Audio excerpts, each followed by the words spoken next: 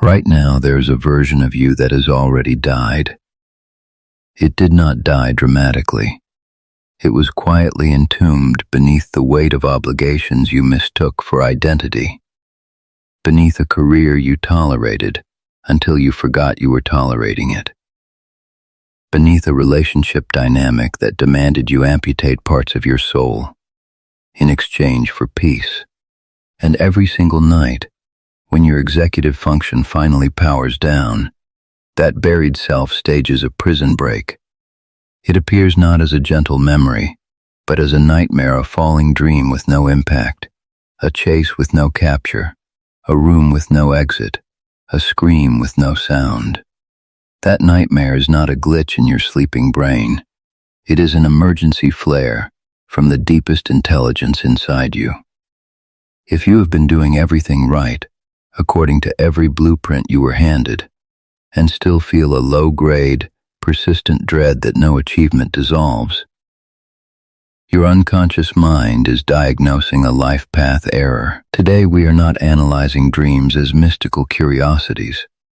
We are dissecting them as a rigorous internal alarm system, a Jungian survival mechanism, and I am going to equip you to read these signals before the alarm becomes an irreversible waking disaster. Do not click away, because the final phase of this video will give you a method so direct it might shift your entire life trajectory within the next 72 hours. Let me introduce you to someone. A woman, early 40s, founder of a non-profit that saved thousands of lives. By every humanitarian metric, a saint. But for 18 months, she dreamed she was standing on a vast frozen lake, completely alone, with no sky above her, only a mirror reflecting the ice she stood on. The ice never cracked. She never fell. Yet every morning she woke up with a chest so tight, it felt like she had been holding her breath for hours. The dream was so quiet, so minimalist, that her waking mind dismissed it as a weird stress echo. But when we deconstructed it, the lake was her own empathy frozen into an institutional machine. The mirror sky was a life where she could see only endless cold reflection of her own performance. No stars, no warmth, just infinite ice. She was suffocating not because something was wrong, but because she had optimized the wrong life. This is not a discussion about nightmares. This is a discussion about whether you are brave enough to decode the only part of you that never lies. And I want you to pay close attention, because the structure of what comes next is deliberate. We are navigating 3 phases. Phase 1, the anatomy of the alarm, where we learn to distinguish between trivial psychological noise and the structural nightmares that carry an ultimatum. Phase 2, the language of symbolic sabotage, where we translate specific, recurring imagery, the traps, the chases, the decaying architectures, into the exact waking life misalignments they indict. And Phase 3, the friction of the false self, where we expose how these ignored signals mutate into chronic physical depletion, emotional flatness, and the slow-motion collapse of your life force. Stay with me through each phase, because the end delivers a set of precise, practical tools that will change how you relate to your own darkness forever. Phase 1, the anatomy of the alarm. We must begin by making a distinction that almost every pop culture conversation about dreams ignores completely. There are 2 entirely different orders of nighttime mental activity. The first order is what I call psychological exhaust.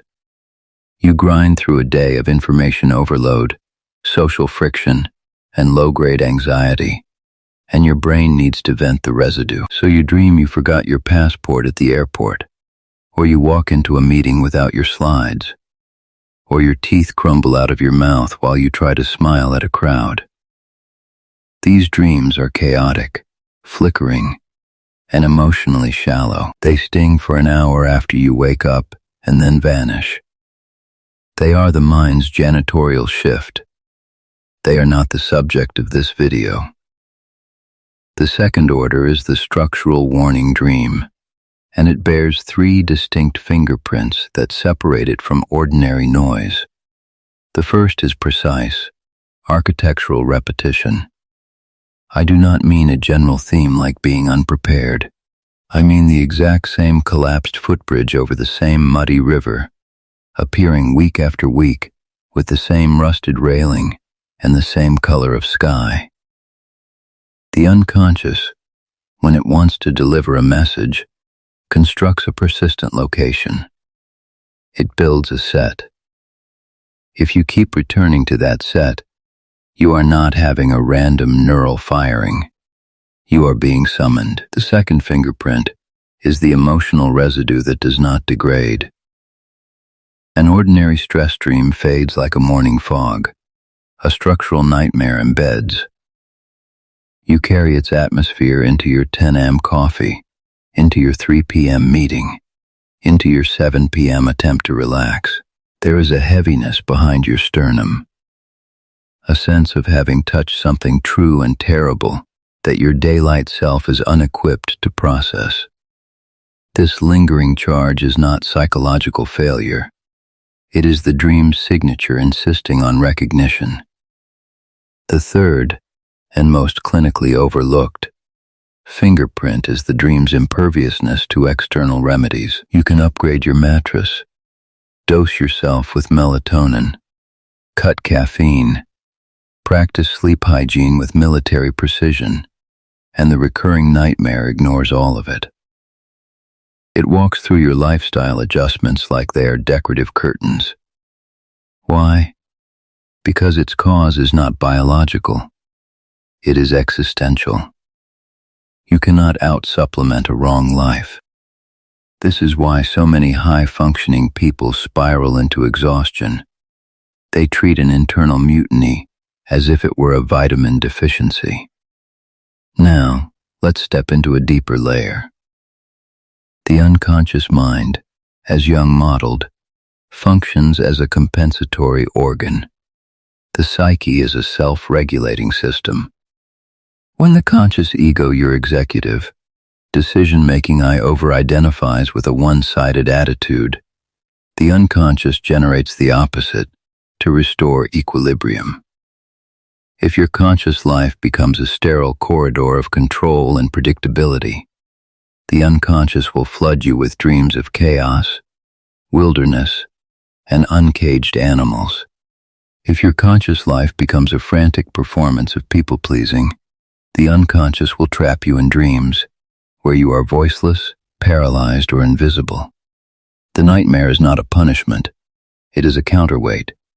It is the psyche's immune response to a life that has become psychologically monotoxic.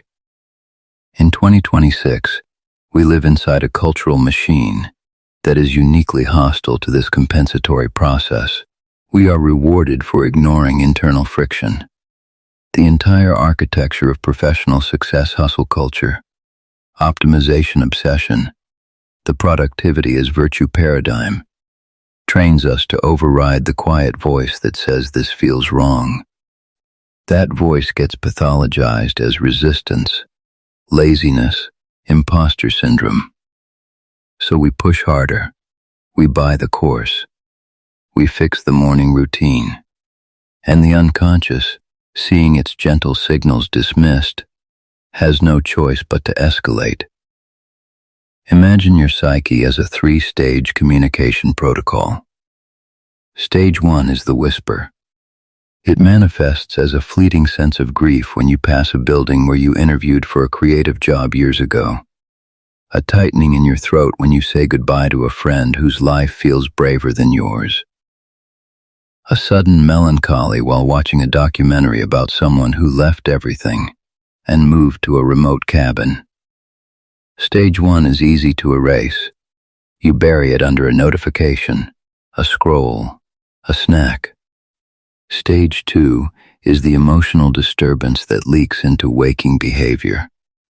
You become irritable with your partner not because they did anything wrong, but because their presence demands a version of you that you are exhausted by maintaining.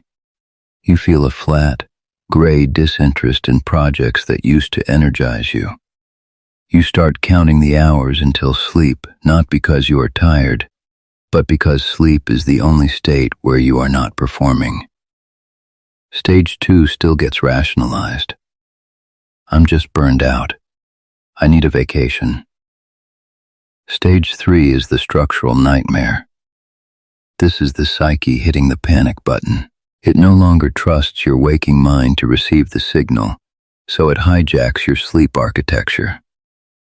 It generates an experience so visceral, so archetypal, that it bypasses your rational spin machine entirely. The nightmare is the last diplomat before the psyche initiates a full-blown somatic crisis. And if you ignore the diplomat, the next envoy is illness, breakdown, or a collapse of meaning so profound you can no longer get out of bed. But here is the strange compassion in this system. The nightmare is not trying to bury you. It is trying to excavate you. It is not the enemy. It is the search and rescue team that will not abandon the mission, even when the conscious self has gone fully off-grid into a false life. Understanding this transforms your relationship with your nightmares, from fear to a strange, cautious gratitude. And that transformation is the prerequisite for phase 2, learning the actual symbolic vocabulary your psyche uses. Phase 2, the language of symbolic sabotage. When the unconscious decides that abstract emotional discomfort has failed, it shifts into symbolic imagery. This is not a soft, poetic language. It is a surgical instrument. And once you learn to read it, your nightmares cease to be horror movies and become diagnostic scans. Let us begin with the most prevalent archetype in the modern dreamscape, the dream of being trapped. You are in a room where the doors turn into walls when you reach for them. You are inside a car with no steering wheel, accelerating on a highway that has no exits. You are in a coffin-sized space, lucid but immobile, feeling the air thicken. The waking mind interprets these as claustrophobia or anxiety about losing control. But the symbolic register is far more precise. Entrapment dreams are never about physical space. They are about the contraction of possibility. The psyche builds a cage when your waking life has become a finite, suffocating equation. That locked room with the vanishing doors?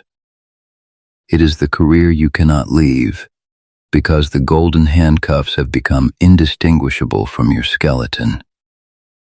The steering-less car? It is the relationship you are piloting on inertia, hoping that forward motion will eventually generate meaning. The coffin-sized space, that is the version of your identity that has shrunk so severely under the weight of being realistic that it can no longer expand its limbs. Ask yourself, in my recurring trap dream, what material are the walls made of? If they are glass, you are trapped by visibility, by how you are seen. If they are debt, you are trapped by obligation. If they are shifting, bureaucratic walls, hallways of filing cabinets, endless desks, you are trapped by institutional machinery. The unconscious never wastes a material. It is showing you the exact composition of your prison. Now let's examine the chase dream. A figure pursues you through a landscape that never ends. It might be a faceless man, a morphing animal, a shadow that separates from the wall. And here is the crucial feature. The pursuer rarely makes contact. It just maintains distance, forever almost catching you. Most conventional analysis says you are avoiding a conflict. That is correct, but insufficient. The pursuer is almost always a displaced aspect of the self. Jung would call it a shadow figure. The shadow is not your inner demon in the Hollywood sense. It is the sum total of everything you have disowned: your rage, your sexual vitality, your capacity for selfishness, your untamed ambition, your grief, your instinct to say no. When you live a life that demands constant niceness, constant compliance, constant smallness, those disowned energies do not vanish. They accumulate mass in the unconscious, and at night they take a form and run after you. The chase is not an attack. It is a pursuit of integration. The figure wants to rejoin you. It wants you to stop running so that it can hand back the life force you locked away. I once guided a client who dreamed repeatedly of being chased by a gigantic wolf made of static. Every night, the wolf got closer. Eventually, in a waking visualization, he turned to face it and asked what it wanted. The answer that surfaced was not a growl, but a sentence. I am the part of you that knows how to protect yourself, and you've domesticated me into silence. Because anger isn't spiritual. The wolf was not a predator. It was a bodyguard, starved of purpose. The moment he began to set one boundary in his waking life, a single, hard no to an exploitative family member, the wolf stopped chasing. It appeared in the next dream lying down next to him, breathing slowly, at peace. There is a third category of symbolic sabotage that is even more structurally revealing than the trap or the chase. I call it the architecture of stagnation. These are dreams in which you repeatedly find yourself in the same decaying or mutating building. A childhood home that keeps growing new rotten wings. A school where the hallways bend into impossible loops. A library where every book you open is filled with blank pages. A city where every street name is your own, and every road circles back to an empty fountain. When the psyche builds a persistent environment, it is constructing a three-dimensional model of your inner stasis. The childhood home with the rotting wings is your foundational self, the original blueprint, now being consumed by neglect because you live a life that your 8-year-old self would not recognize.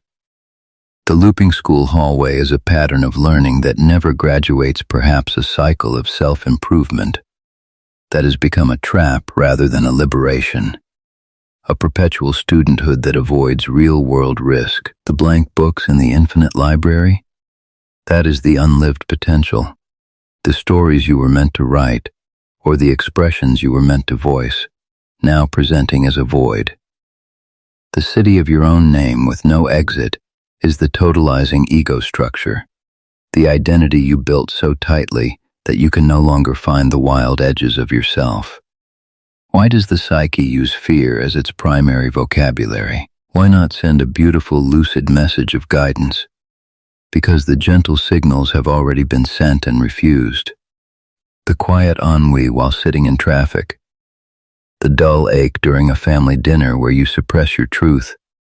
The sudden tears at a commercial about someone quitting their job to paint. These were the whisper and the disturbance.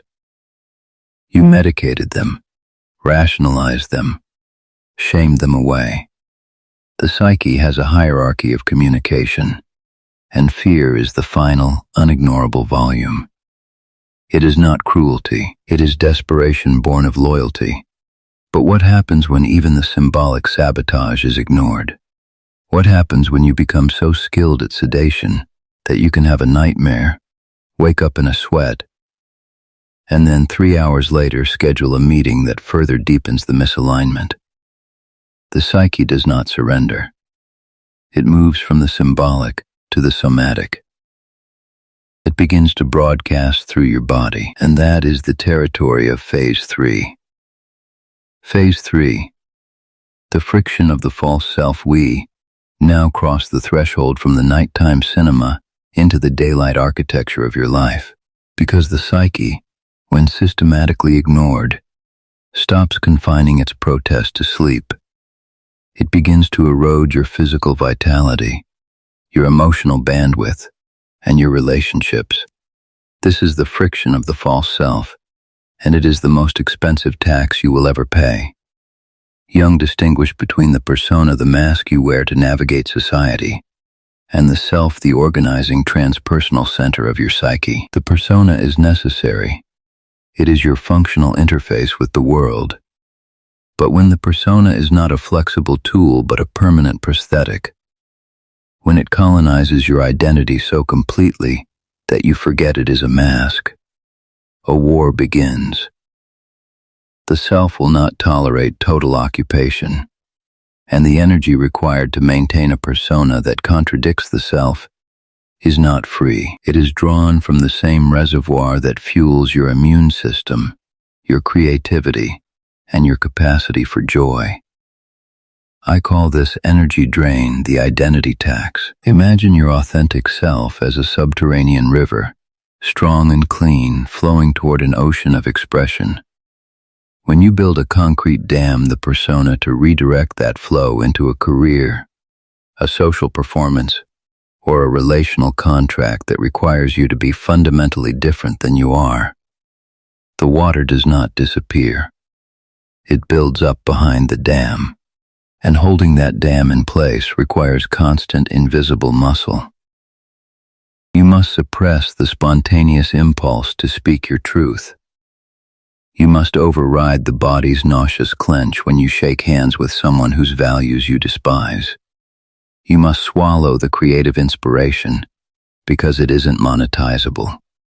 Every suppression is a brick added to the dam, and every brick costs life force. The friction generates a specific, diagnosable set of symptoms that most people silo into separate medical or psychological categories without ever connecting them back to the existential source. First, there is the chronic fatigue that sleep cannot repair. You sleep 8, 9, 10 hours and wake up as if you have been wrestling gravity all night. That is not a sleep disorder. That is psychic entropy. The dam is leaking energy 24 hours a day. Second, there are the physical tension patterns that map almost perfectly onto the areas of the body associated with expression and autonomy. The chronic tightness in the jaw from biting down on words you never speak. The knot between the shoulder blades from the weight of responsibilities you absorbed but never chose. The shallow breathing that keeps you in a permanent low oxygen state because deep breathing would relax the suppression and let feelings surface. Third, there is the emotional flatlining that you mistakenly call maturity. You lose access to spontaneous joy. Colors seem less vibrant. Music that once moved you to tears now just fills silence. You feel a general sense of waiting for the weekend, for the vacation, for retirement, for the kids to leave, for some undefined future moment when life will supposedly begin. That waiting is the psyche's holding pattern. It is the felt sense of a life deferred. And fourth, there is the relational friction. You become irritable with the people closest to you, not because they are doing anything wrong, but because their love requires you to stay in the false self you have constructed. Intimacy becomes exhausting because intimacy demands presence, and presence is impossible when your energy is entirely deployed in maintaining a mask. So you distance, you deflect, you scroll. The relationship that should be a refuge becomes another theater. Now, here is the most dangerous threshold. When the friction continues long enough without intervention, the nightmare stops being a nighttime event and becomes a waking reality. The psyche, in its ruthless commitment to your wholeness, escalates to a crisis. I call this the mandatory ultimatum. It can take the form of a sudden panic attack in a grocery store, with no apparent trigger. It can take the form of an autoimmune flare that forces you to stop working entirely. It can manifest as a sudden, inexplicable dissolution of a long-term relationship, where one morning you simply cannot generate the performance anymore, and everything collapses. It can appear as a profound depressive episode that is not a serotonin deficiency, but a soul's sit-down strike a refusal to participate further in a life that violates its terms. The psyche will burn down the false structure to get you out alive. It is not punishing you. It is performing an emergency extraction. The nightmare that once said reconsider in symbolic code now becomes an unavoidable external event that says reconstruct or perish. And the tragedy is that most people, at this stage, still misdiagnose the crisis. They treat the panic with medication, the autoimmune flare with steroids, the divorce as a failure of communication, the depression as a chemical glitch. They treat everything except the core misalignment. And the cycle restarts, louder. But I did not bring you here to leave you with just a diagnosis. I want to now give you the practical, immediately actionable method that transforms this understanding into a lived turning point. This is the section where psychology becomes a practice. The practice of listening, a direct method for symbolic dialogue. If you have recognized yourself in any of the phases I have described, you are already in a conversation with your unconscious, whether you acknowledge it or not. The only question is whether you will remain a passive recipient of its alarms or become an active participant in the dialogue. What follows is a three-step method I have refined over years of working with individuals exactly like you. It does not require any belief system. It requires only your willingness to pay attention. Step 1. The symbolic extraction protocol tonight. Place a notebook and a pen within arm's reach of your bed. The very presence of these tools sends a metacognitive signal to your unconscious. I am ready to receive. When you wake from any dream with emotional charge, whether terror, sorrow, or a strange, uncanny peace, do not move your body. Keep your eyes closed. Stay in the exact physical position for 60 seconds. This is critical. Movement activates the motor cortex and begins the process of overriding the dream's imprint. Let the emotional residue saturate you fully. Let it occupy your chest, your gut, your throat. Identify the core feeling word. Is it dread? Abandonment? Entrapment? Liberation? Write that word first. Then, and only then, open your eyes and record 3 data points. 1. The central setting. Not a list of details, just the container. A basement, a highway, a childhood bedroom, a white void. 2. The core action. What were you doing or what was being done to you? Falling without landing, searching for something lost, being watched without being seen. 3. The singular object or figure with the most emotional charge. A locked door, a faceless child, an animal staring, a body of water, a specific piece of jewelry. Do not interpret yet. Do not ask what it means. Just collect. For 7 nights, become an archaeologist of your own depths. You are building a data set. At the end of the week, lay out your entries and look for the invariant, the element that appears regardless of the surface narrative. Perhaps every dream setting is underground, or every dream involves a missing voice, or every dream contains a transparent barrier between you and something you cannot reach. This invariant is not a symbol. It is a signature. It is the headline of your psyche's internal newsletter, and it is pointing with absolute fidelity at the axis of your misalignment. Step 2. The empty chair dialogue adapted for the dream world. After you have identified the central dream figure or setting element that recurs, choose a time when you will not be disturbed for 30 minutes. Place 2 chairs facing each other in a quiet room. You will occupy both, but you must physically move your body when you switch. Sit in one chair and imagine the dream element across from you. Perhaps it is the faceless pursuer. Perhaps it is the collapsing house. Perhaps it is the endless ocean you keep drowning in. See it there, with as much sensory detail as you can summon its texture, its stillness, its emotional weight. Speak to it out loud. Your voice must be audible. This bypasses the internal editor. Ask it a single, specific question. What are you protecting me from? Or what do you need me to stop doing? Or, the most powerful, what part of me do you hold that I cannot bear to hold myself? Then, silence. Then, physically stand up, walk to the other chair, sit down, and become the symbol. Do not think. Do not perform. Just let whatever surfaces come.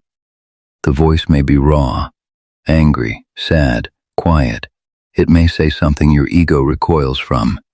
I am the anger you were never allowed to express. I am the artist you killed when you chose the emba. I am the exhaustion behind your smile. You are not role-playing. You are creating a controlled, waking container for the exact same unconscious content that has been breaking through in your nightmares. This process works because it honors the psyche's symbolic language while providing the conscious ego a way to participate rather than flee. After 10 minutes, switch back to your own chair. Thank the symbol. Do not judge what emerged. Simply write down what was said. Step 3. The micro-realignment act. The unconscious does not demand you torch your life overnight. It demands you stop starving it.